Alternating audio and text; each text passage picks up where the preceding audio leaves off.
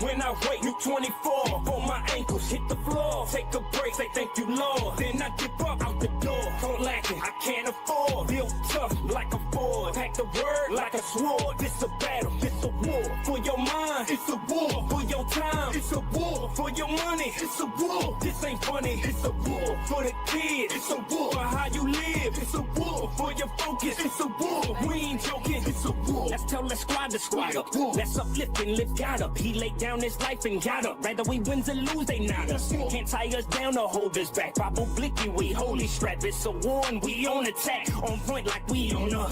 Look, he filling the blanks when I'm feeling so blank. When I sit and I think and I drain on my thoughts like I swim in a tank. And God's on me and I'm pulling my rank. Don't tell me I can't. Like a man with a tank, bro, I'm ready for the war. Though stepping like Morse code. One day he gon' come knock at the door. So better get hit like a torso. When I wake, you 24. Before my ankles hit the floor. Take a break, say thank you, Lord. Then I dip up out the door. Don't lack it, I can't afford. Built tough like a Ford. Pack the word like a sword. This a battle, this a war. For your mind, it's a war. For your time, it's a war. For your money, it's a war. This ain't funny, it's a war. For the kid, it's a war. For how you live, it's a war. For your focus, it's a war. We ain't joking, it's a war. Yeah, it's a war. Gotta cut the tie, you feel a pull. Bible say the flee, let's keep it dead. Elevator, don't work, take a set. Gotta watch the world and do the most. I'm just as radical in my approach. You can ask the kids who checking phones. Nah, don't unlock it, what's the code? I was once timid, now I'm bold. Bought my father business, I don't troll. Time to spread the G, I'm on go. Let her pour it back and watch him grow. In the blood, I'm covered head to toe. Sacrifices made to save a soul. Trying to pack the kingdom, that's the goal. Down and be the lamb, not the goat.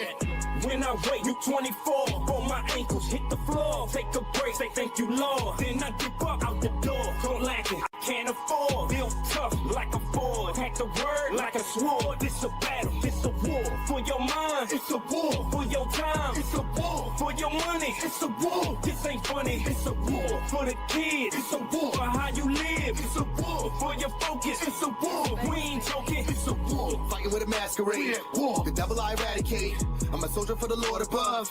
And for him, I'm a basket case. Now to show I got the sword on me. Time to lock and load up for the whole army. That's squad control. We about to shift gears. Bring the Lord near, no more fear. War. And with a Bible verse, I could replace a curse and make a demon hurt. They gon' need a hearse, and I'ma need a shovel to put him in the dirt. And that's the way it works. War. Meeting with the Lord, that's one day.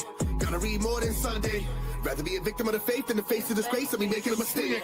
When I wake, you 24. Before my ankles hit the floor. Take a break, say thank you, Lord. Then I dip up out the door. Don't lack it, I can't afford. Built tough like a Ford. Pack the word like a sword. This a battle, this a war. For your mind, it's a war. For your time, it's a war. For your money, it's a war. This ain't funny, it's a war. For the kid, it's a war. For how you live, it's a war. For your focus, it's a war. We ain't joking, it's a war. We're at war. We're at war. We're at war. We're at war. We're at war. We're at war. We're at war. We're at war. My name is Stelman Smith Jr., and this is the Unapologetic Apologists Q&A episode. Happy to have your questions. Got one actually from Facebook. Somebody asked already earlier. I'm going to address that. Depending on how fast the questions come in or how slow, I do have some other topics planned to talk about and discuss, but feel free to direct the show where you guys want it. Real quick, housekeeping things. Clicked it and the image did not come up. I don't know what that's about. There it is. This is also streaming on Rumble. Link is in the description. We are going to be covering, planning today, again, depending on how that direction goes, to cover some stuff about inspiring philosophy, God, logic, Islam. Going to be looking at a video from Steven Crowder there. Oh, yeah, here we go. Co-host signing in from the porcelain office. Yes, CJ is not here today due to, and I quote, bubble gut, I believe. So plenty embarrassing for him. So yeah, do appreciate him being here in the comments. He can help us out there. Feel free to interact. My other YouTube channel, I've been forgetting to mention this in the past couple episodes, Stelman McGuire. I am the current EWA Cruiserweight champion, defending it this Saturday at the Bell Armory. Any viewers in Maryland want to come out, see me there? Hey, happy to have you. So, yeah, I guess getting started today, one thing I was thinking about, again, we'll get into this. Eric Hernandez, I was actually invited recently. Actually, yeah, this will be a fun little story. I was invited recently. So my church has multiple campuses, and somebody at one of the campuses that I do not even attend reached out to me. She leads a women's group and asked me to come teach them apologetics because apparently she heard, sure, it was only like a 10-minute sermon I gave at my campus a good while ago. It's actually on this channel if you want to go look at it. Just basically outlining what apologetics is, why the church needs it, just very intro level stuff. And she had seen it and she said, we're going out evangelizing and we'd like to learn apologetics. So I went to a group and taught just some women some apologetics. And one of the things that we actually got into that's quite fun was the Islamic dilemma. Because one of the ladies there had a conversation with a Muslim, was asking questions on how she could approach that. So that was really fun. Again, that's why it reminded me of it. I brought this book with me, The Lazy Approach to Evangelism by Eric Hernandez. By the way, shout out to him. So if you can see here, he has 2 videos coming up. One looks like he's debating an atheist, and then the other one, he is debating a Mormon. It looks like the atheist is for the 11th this month, and the Mormon's for the 22nd this month. So just wanted to shout out his channel, his work. He is great. He's actually going to be coming on this show fairly soon because one of the previous discussions that him and I actually talked about here, of all people, Matt Dillahunty did a review. And so we are going to be looking at Matt Dillahunty's review and discussing it. Oh, I haven't even seen it yet. And Eric just texted me and said, it's what you'd expect. So looking to have a good combination of laughter and annoyance. Good old Matt Dillahunty. Let's see what he gives us this time. You at least have to thank him for giving us something to laugh at here, because that's what we like to do, is have a good laugh at atheists' expense, because we're good Christians. We follow Elijah's model. So anyway, I'm at this group, and as you guys know, if you've seen the past couple of videos, I've been discussing a lot of things that I don't like about the Protestant church. Whether it's female leadership, a big issue, or the feminization of the Protestant church. Again, we'll have to discuss other topics regarding Orthodoxy and Catholicism another time. But all stuff I told myself, I'm not bringing this up. These women don't know me. I have to build some rapport first before I just launch into my diatribe of, my annoyances. But what do you know? They asked me my opinions on these things. And so we got into it, and they were very receptive and agreeable about it. Even asking me my opinion on the message. And little inside baseball, they do like the message. Some of the leaders at my church do like it. And, I've had my conversations with them about it. I certainly would not talk trash about them behind their backs to, other members of the church. This wasn't what that was. It's conversations I've had with them. So just sharing my opinions on there, and they were like, yeah, that makes sense. Why? I gave them some of the more absurd examples of the message, and they're like, yeah, why would anyone read that? It's silly. But so it was a really good time. And, despite the perception people could have of me that I'm anti-woman or whatever, just because I don't think they should be in leadership or whatever, like, obviously I think everybody should be doing evangelism and apologetics. And so I was grateful for that opportunity. But, insofar as the Protestant church does cater to women, the majority of the congregation is women. They cater to that. I've talked about emotionalism in the past. But funny enough, it was a women's group who reached out to me to do this apologetics training, not a man's group. I mean, the male group I'm in, they know I do apologetics, and they let me lead a group one time, and that was great and all. But here's the thing: if the Protestant church wants to cater to women, hey, that's how I'll change it. Right? Women want to know. They want to learn good biblical exegesis about the truth of how the church should be and what it should be teaching in the pulpit, hey, that's how I'll do it. So, yeah, pretty excited about that. Oh, look at this. I debated him 2 weeks ago, and we uploaded some highlights from the debate last week in my absence. Yeah, but Matt Dillahunty deserves it, let's be honest. As if Matt Dillahunty isn't mean to Christians. Come on. You're going to dish it out. You know this, Richard. If you're going to dish it out, you got to be able to take it. And you're great at that. You dish it out, but man, you can take it. Just like you did when I destroyed you in our debate. So, anyway, yeah, getting into some stuff from Eric Hernandez's book. You know, it's one thing when we criticize Protestantism, and if we have time today, I'll get into some examples that Eric gives in his book about, you know, how the church can believe silly things, whether it's good intentions. They can believe silly things because they latch onto cliches, because we don't do deep dives on Sundays.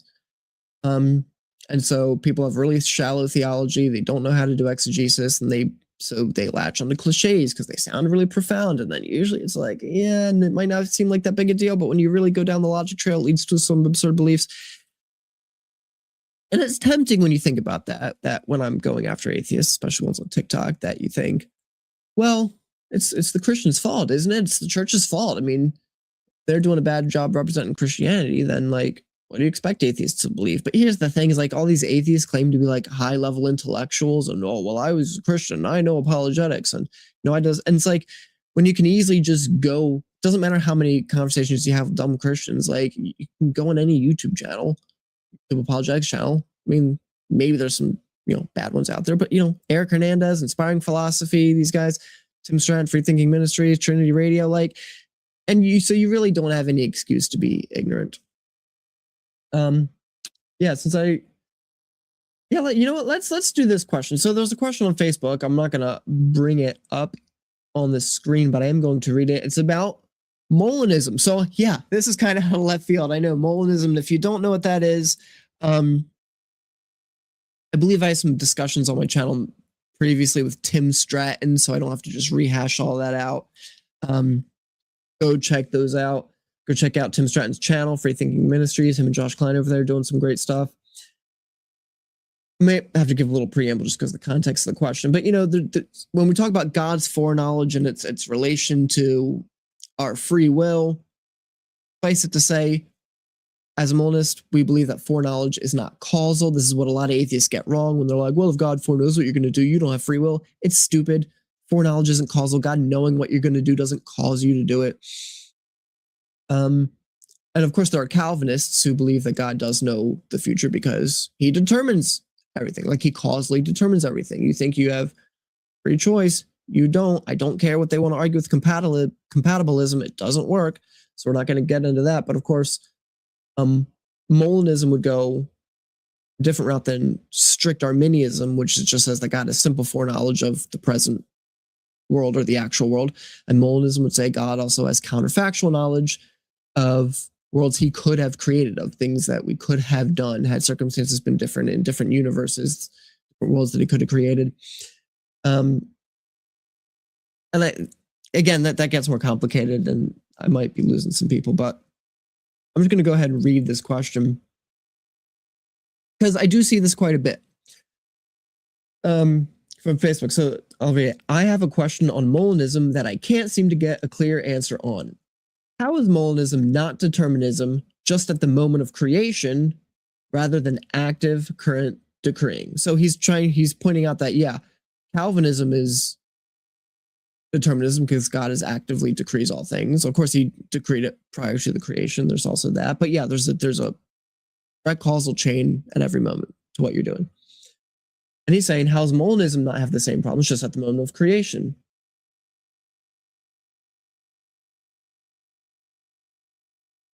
Obligatory note. I love Tim Stratton and his work and my Molinist brothers and sisters. I also am open to being convinced and proven wrong about Molinism, as truth matters more to me than dogma. So thank you all for engaging thoughtfully and kindly. Welcome.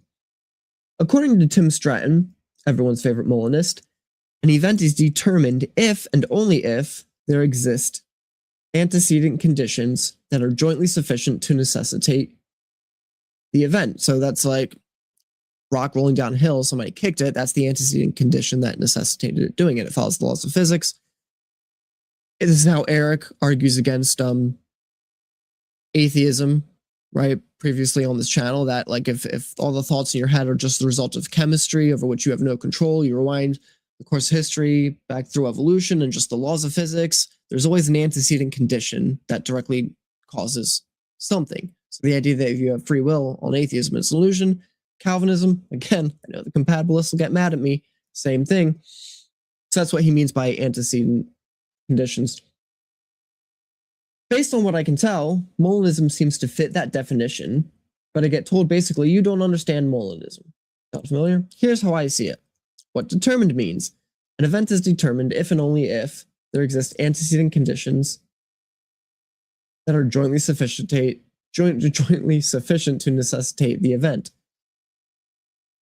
So what he's trying to do is saying that by God actualizing the world, even on Molinism, that's the antecedent condition that necessitates all the events. And that's where he gets it wrong. And he'll next statement. Now, important clarification up front. We are not saying God's knowledge forces anyone to do anything.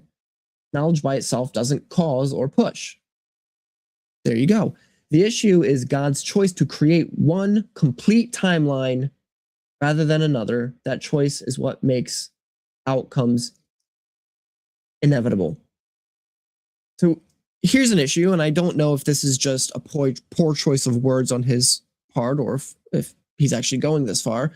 When he says the issue is God's choice to create one complete timeline rather than another. Well, look, I'm an atheist. I'm not a B theorist.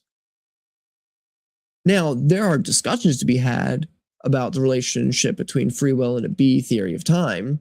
Again, go check out my episode with Ryan Mullins, if you're not sure what I'm talking about here.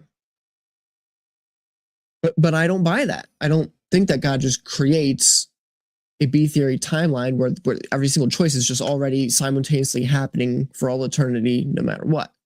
Now, again, even there's an argument for free will, but leaving that aside, I do think that does taint the way you're thinking about this.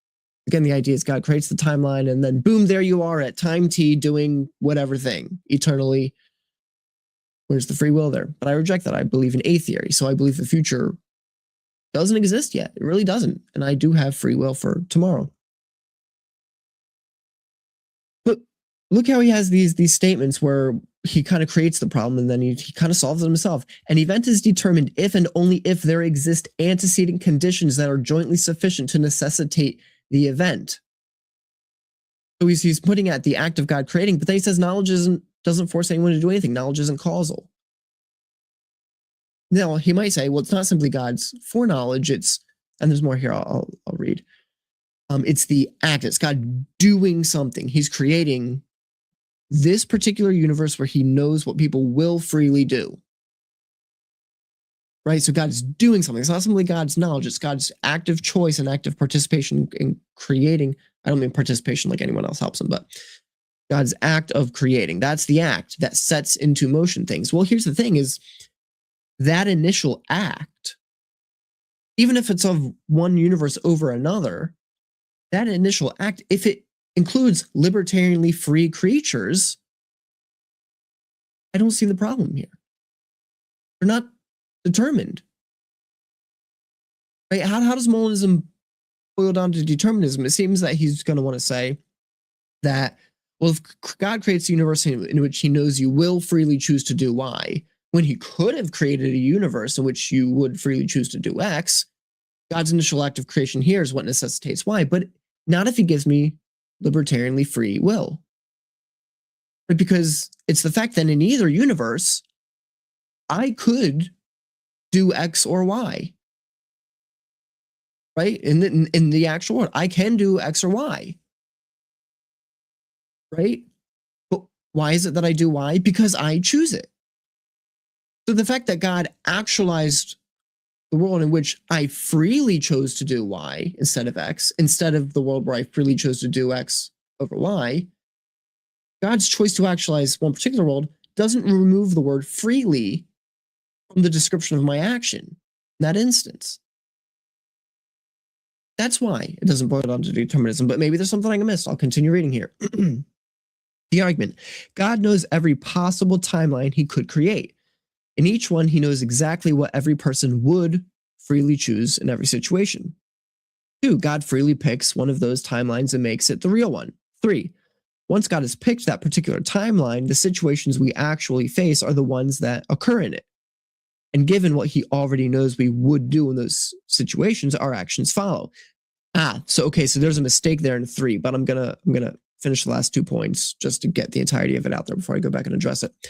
4, God's decision to create this timeline instead of a different one, together with what he already knows we would do in it, are earlier conditions that are jointly sufficient to necessitate that we do what we do. No, they're jointly sufficient to necessitate that I'm a libertarianly free creature in a particular circumstance. That's it. And then, yes, he knows what I will freely do, but that gets back to the part where knowledge isn't causal.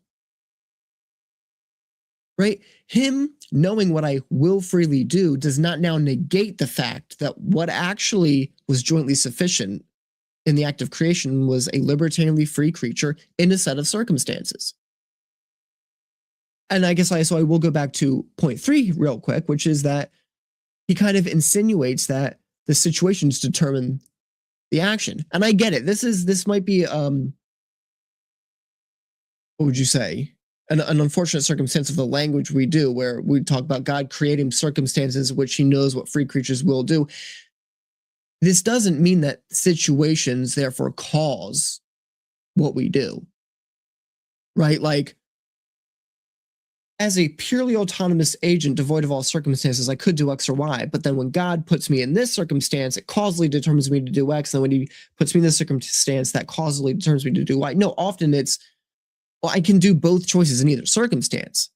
The circumstances are more relevant to, let's say, God's overall divine plan, right? It's less so about any kind of limitation on the agent's freedom, right? When we talk about Pilate being placed in a circumstance where he would freely crucify Jesus, what that's about is God's divine plan for Jesus to be crucified. It's not about Pilate, because he was placed in that circumstance, now the circumstance took away his free will and causally determined him to crucify Jesus. No, it was completely free on Pilate. Right? That's why people can be guilty, by the way, is because they are still libertarianly free in those circumstances. So all that the initial act of creation necessitates is libertarianly free agents in circumstances. And circumstances certainly do influence you, but they don't cause you. And then so the only additional ingredient you add is, and God knows what you will freely do in that circumstance. But again, if the knowledge isn't causal, there's no issue.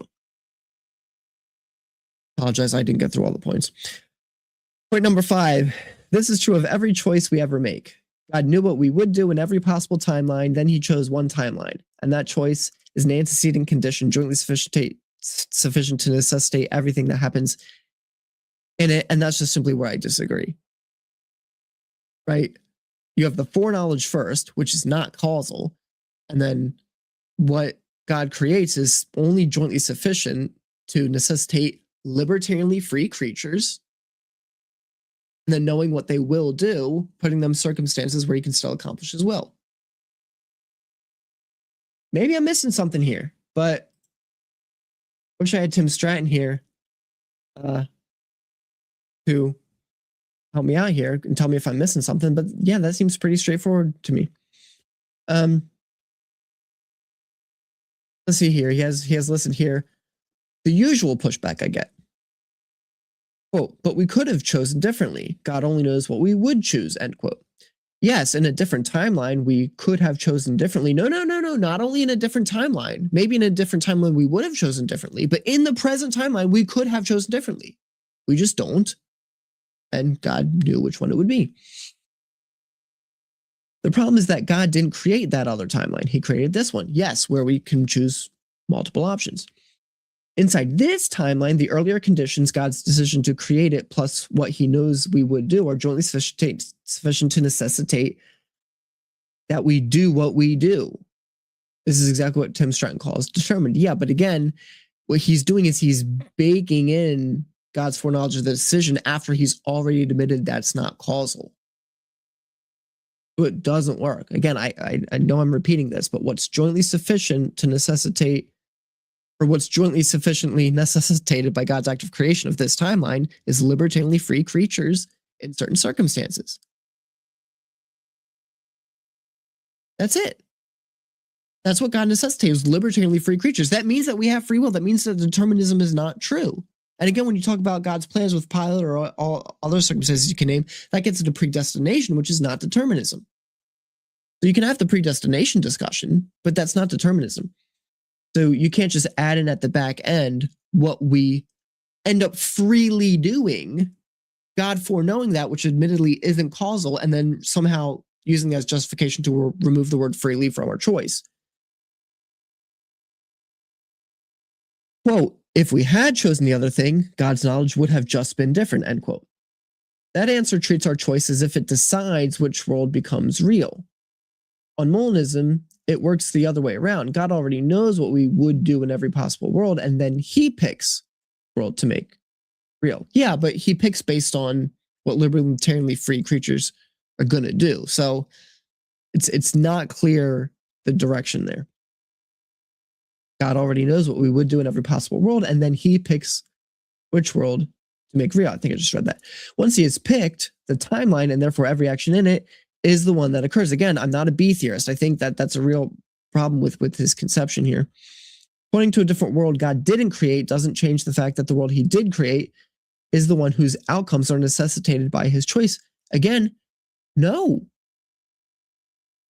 The outcomes, I believe that we're co-authors in God's grand plan. Now, again, that doesn't negate, I'm not an open theist, it doesn't negate predestination, but God has chosen to create libertarianly free creatures who make genuine choices, and that's part of the grand story of creation and history.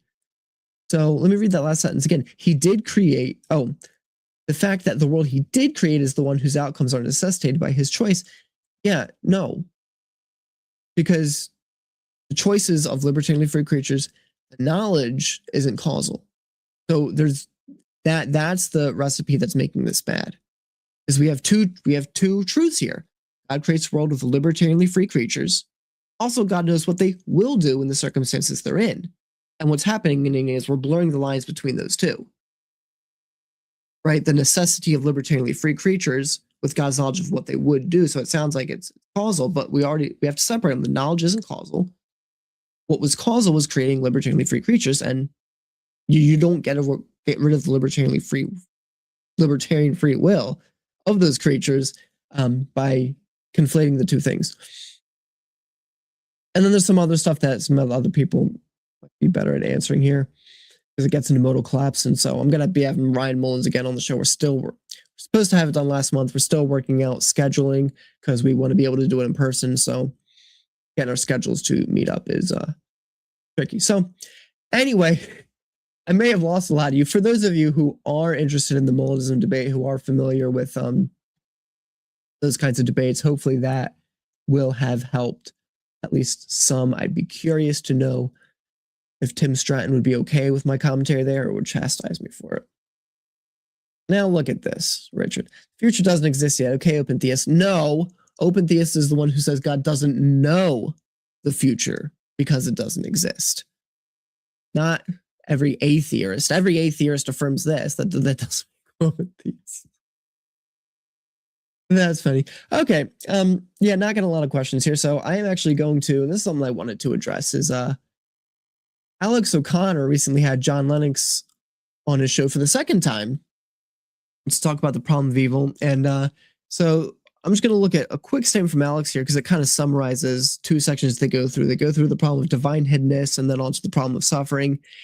And again, I've talked about that with Tim Howard in the past on the show. Go check out that episode if you want more on that. I'm not going to go super deep on that topic here, but I did want to address something Alex said because, again, he gets a lot of credit for being like a really sophisticated thinker, and I think he's a really smart guy. But when you actually analyze his argument here, you're going to realize that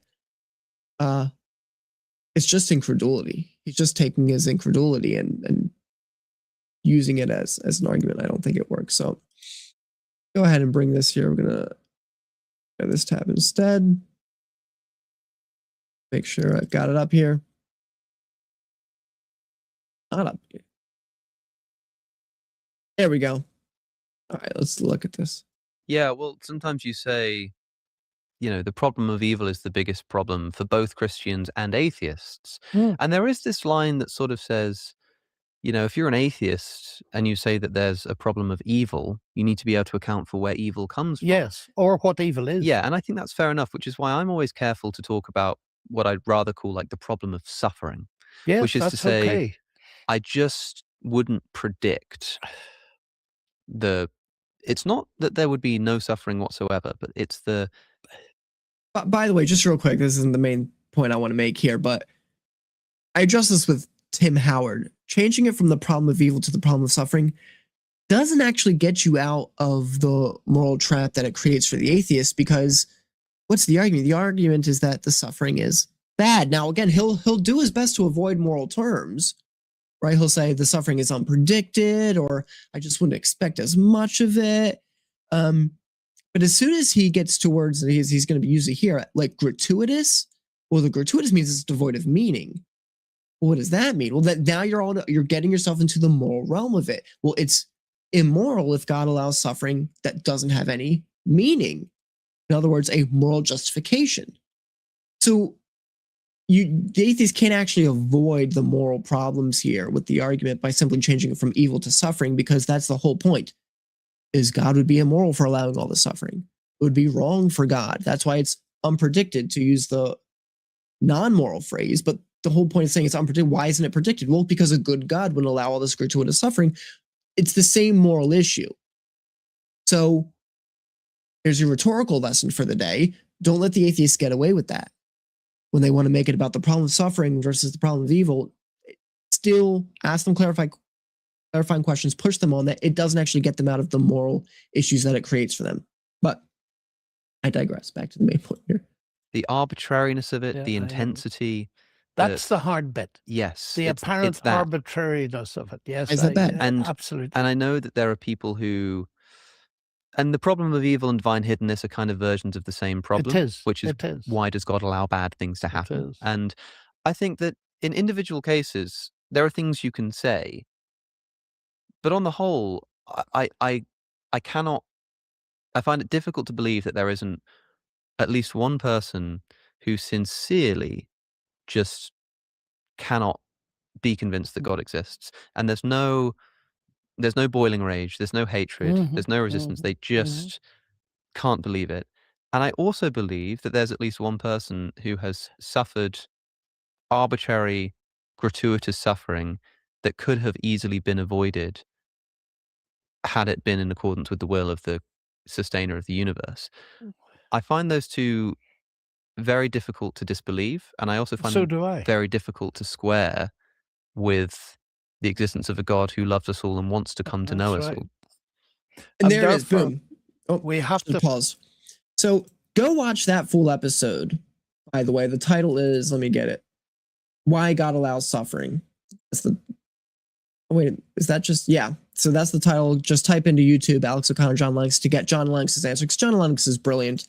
And just a great guy. I'd love to actually get in touch with him, have him on the channel. But remember that's what I said. What he just said at the end is, I'm saying suffering, not evil, so I don't get the moral trap, but I find it a problem that a loving God would allow this.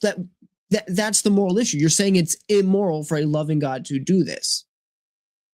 So you still have to explain the existence of morality on that view, even though Alex doesn't believe in it. Again, all stuff we got into. But notice what he just said there, because we have the problem of divine hiddenness and the problem of suffering. And Alex's point, because he knows that there are responses to divine hiddenness, that God wants a relationship, not just belief, right? Because there are people that might believe, but are still going to be hostile. And he knows that there are good arguments for justifying why suffering exists. So what does he fall back on? He says, I just can't believe, I just find it so hard to believe that there isn't just one person who sincerely can't believe. No resistance in their heart, no hatred, no angst. And even I wouldn't say that's the entirety of the explanation. I just can't believe there isn't one person sincerely. Okay. You can't believe that. Fine. What's the argument? And then he goes to, I just can't believe when it comes to suffering that there just isn't just one instance of arbitrary, unjustified suffering. Okay. Well, to quote my friend Braxton Hunter, he's been avoiding me, got to get him back on the channel. To quote Braxton Hunter, your incredulity does not an argument make. That might seem dismissive or insensitive, but that has to be recognized, right? And again, when we get to what are tactics for discussing this with your friends, I'm not saying you just say that to someone. Like maybe they're sincerely seeking, they're sincerely asking questions. You can give better explanations, but like on the strict logic of this, we need to recognize this. Your incredulity, Alex, does not an argument make. He's a smart guy. Alex is a really smart guy. And, you know, he said in that interview, he wasn't, you know, going full force into debate mode. Got it. So, you know, not going to, you know, try to misrepresent him here, but that's what he's going to. It's just personal incredulity. I can't understand why there wouldn't be at least one sincere unbeliever who just can't believe, or instances of arbitrary suffering. Well, let me give you something to chew on, Alex. I reject both. Let me explain. I reject the idea of non-resistant non-believers, and I reject the idea of any suffering being arbitrary if Christianity is true. Allow me to explain. By the way, again, if you're new to this, the term non-resistant non-believer, what that refers to is that atheists will grant that there are some people who disbelieve, let's say particularly in Christianity, because they're hostile towards it. They have a view of God where they just hate him, and so they just refuse to accept any evidence. They refuse to believe. But surely there's non-resistant non-believers who they don't believe, but they're open to it. They're perfectly open to it. They're not resistant at all. So let me clarify this. I do reject the idea that there is a such thing as a non-resistant non-believer, but let me be clear. It's not because I think everyone is hateful and hostile to God. It's not because I think there aren't people who aren't tilt more to the sincere open end of it, right? Because clearly there are. I debated one who's a very honest, forthright guy who certainly seems open to me. I mean, look, he's engaging with us apologists all the time. He doesn't seem hostile. I think he has some bad views of the Old Testament. I do think that's a part of the issue, but there it is. So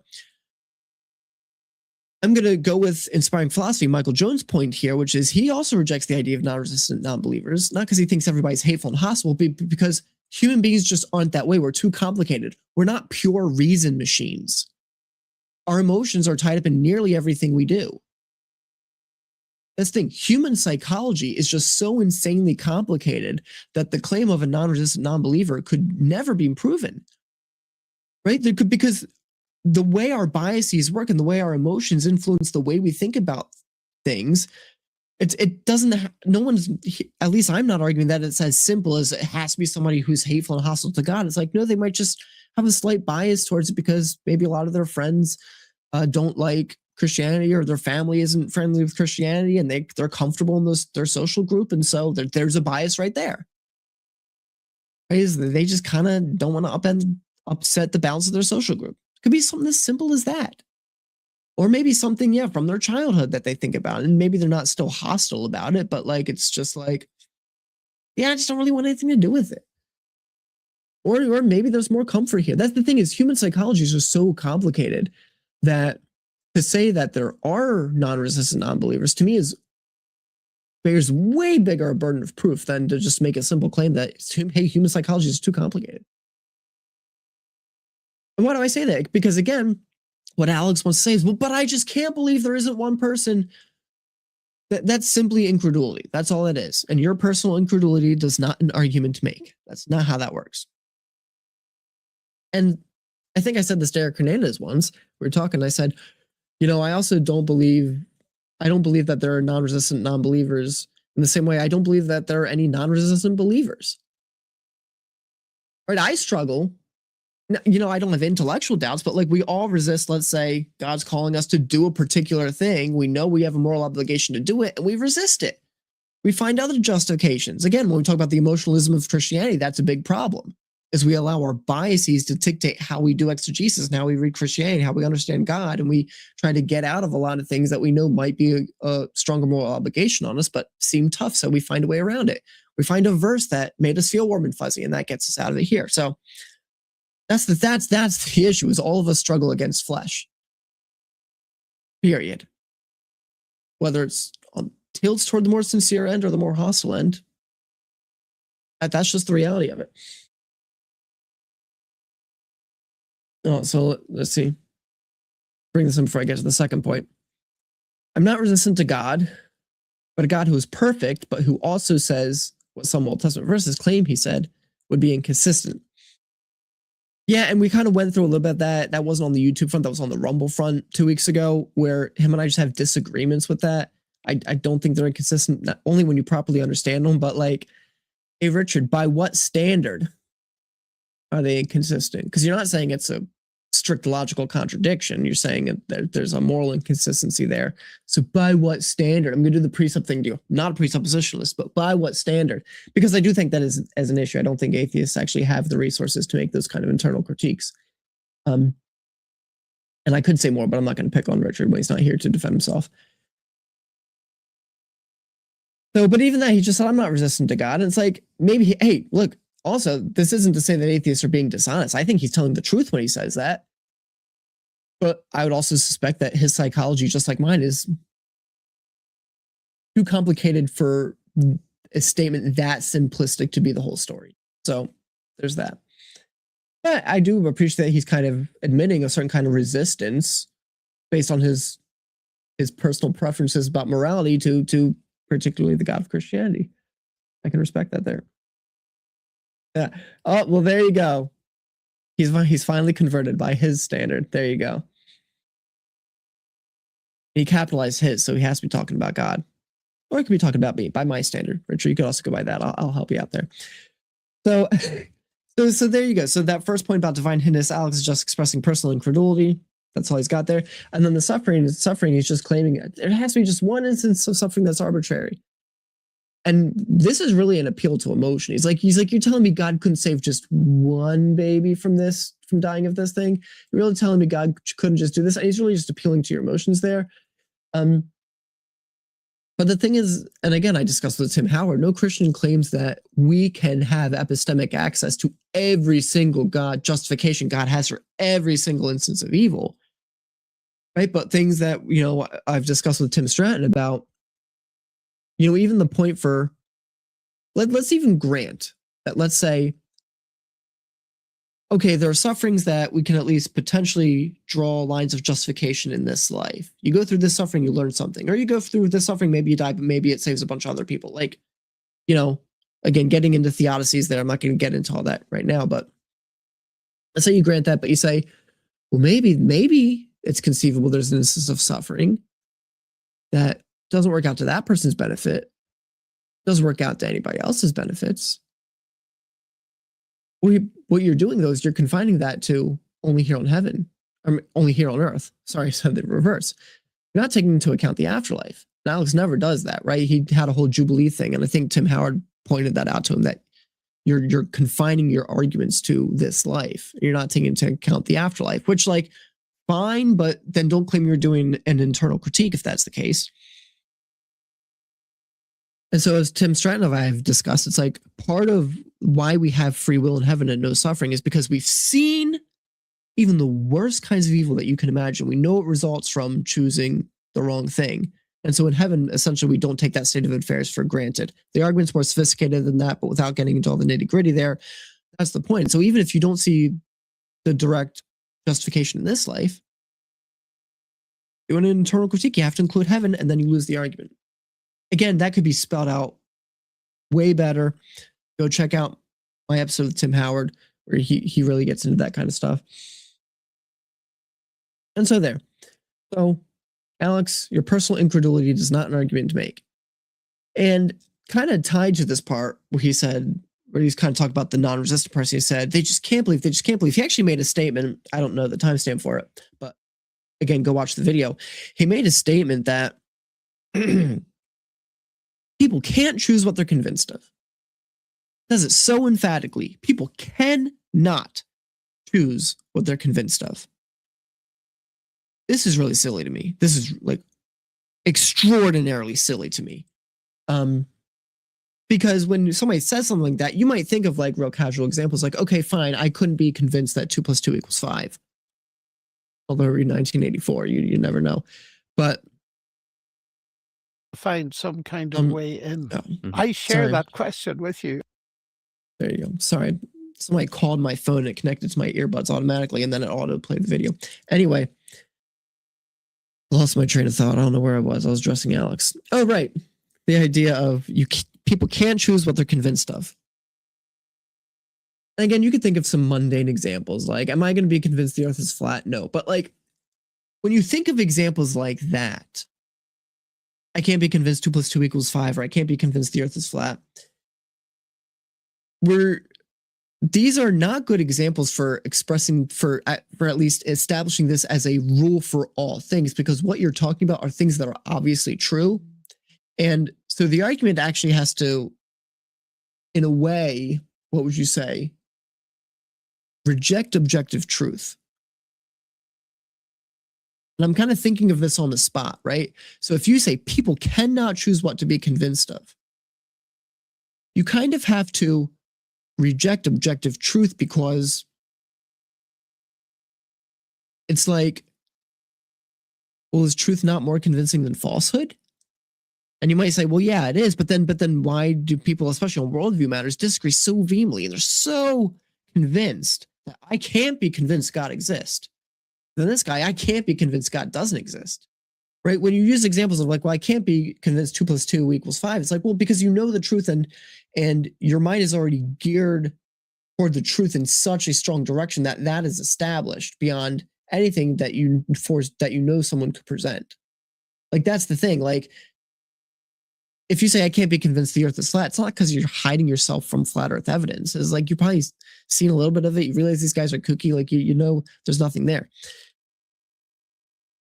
But here's where I'll say, and Braxton Hunter, again, has talked about this, the difference between doxastic voluntarism and endostastic voluntarism. Those are complicated words, but to boil it down simply, here's the thing, is like, people can choose what they expose themselves to. So it's like, okay, I can't be convinced God exists.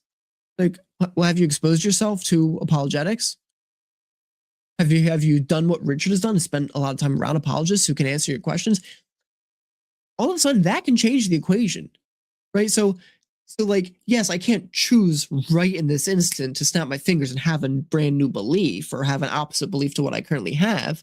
But what you are in control of is putting yourself in circumstances where those beliefs change. I think a really good illustration, actually, of where people actually can choose what they're convinced of, or at least can, have choices over things that will convince them versus others, is something that Andrew Wilson's talked about, which is cognitive dissonance. Right. And this is actually really interesting. I did not know this until Andrew Wilson spelled this out, which is like, when we think of cognitive dissonance, we simply think of like it from an epistemic position of like, we'll hold two beliefs that actually contradict one another. They can't be reconciled, but they just like willfully remain ignorant to what would cause those things to conflict, because they have strong biases for wanting this belief, and they have strong biases for wanting this belief.